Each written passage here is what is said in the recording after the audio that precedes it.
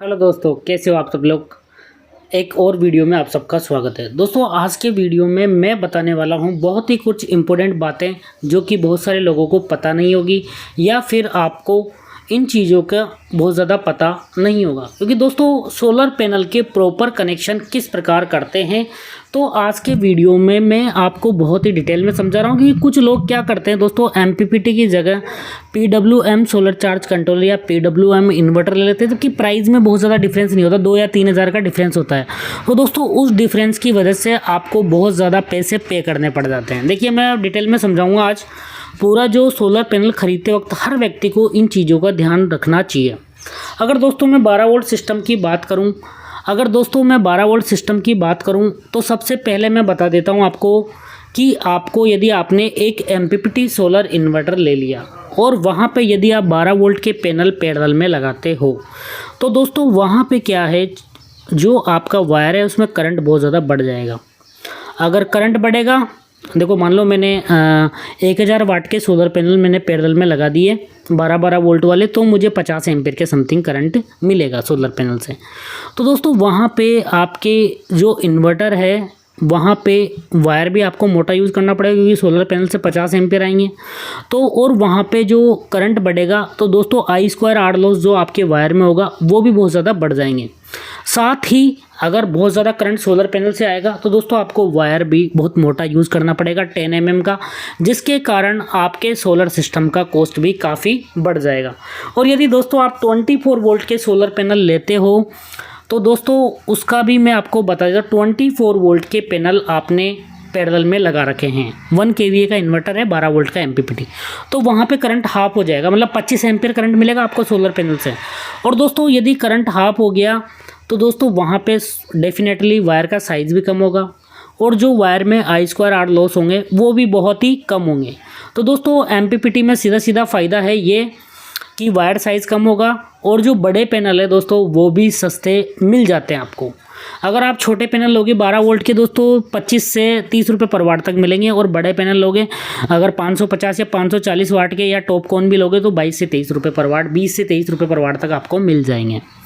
अब दोस्तों हम बात करते हैं 24 वोल्ट सोलर सिस्टम की। बहुत सारे लोग ने एमपीपीटी सोलर इन्वर्टर भी ले लिया, UTL gamma plus 3350, EA pro 3200 या कोई सा भी ले लिया, फिर भी वो लोग क्या कर रहे हैं, उस पर 24 वोल्ट के पैनल पैरेलल में लगा रहे हैं। और उन लोगों का मानना है कि यदि मैं 2-2 पैनल की सीरीज बनाऊंगा तो मुझे करंट आधा मिलेगा।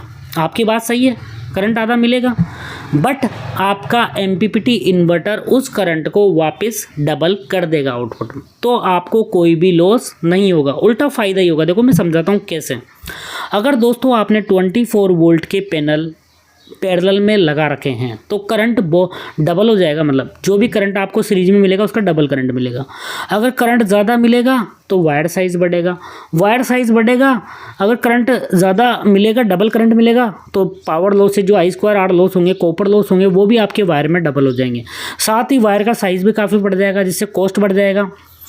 तो दोस्तों इसलिए आपको आपके इन्वर्टर के अकॉर्डिंग ही सीरीज या पैरेलल कनेक्शन करने हैं। और दोस्तों एमपीपीटी का फ़ायदा आपको तभी मिलता है जब आपके इन्वर्टर की VOC तक आप पैनल लगाते हो। और मान लो मैंने 2-2 पैनल की सीरीज बना के वहाँ पे लगाया है 24 वोल्ट के सोलर पैनल, तो वहाँ पे करंट हाफ हो जाएगा, मतलब जैसे पहले 50 मिल रहा था तो अब 25 एम्पीयर ही जाएगा 24 वोल्ट के इन्वर्टर में भी। तो दोस्तों वहाँ पे क्या है, वायर साइज़ बहुत कम हो जाएगा, वायर साइज़ कम हो गया तो पावर लॉस भी कम होंगे, और साथ ही वायर का साइज़ कम हो गया तो कॉस्ट भी कम होगा। तो दोस्तों इस प्रकार आप इन चीज़ों को समझ सकते हो। जैसा इन्वर्टर की VOC है उसी के अकॉर्डिंग कनेक्शन कीजिए, किसी के बहकावे में मत आइए, क्योंकि सही जानकारी हमें लेना बहुत ही ज़रूरी है। तो दोस्तों इसके अलावा और कुछ मैं टिप्स देता हूं, क्योंकि दोस्तों आपको PWM सोलर चार्ज कंट्रोलर नहीं खरीदना चाहिए। देखिए वहां पे करंट भी ज़्यादा होगा, पावर लॉस भी ज़्यादा होगा, वायर साइज़ भी बढ़ेगा, साथ ही अगर 12 वोल्ट सिस्टम में आप लोगे तो पैनल भी आपको बहुत ही ज़्यादा महंगे पड़ने वाले हैं।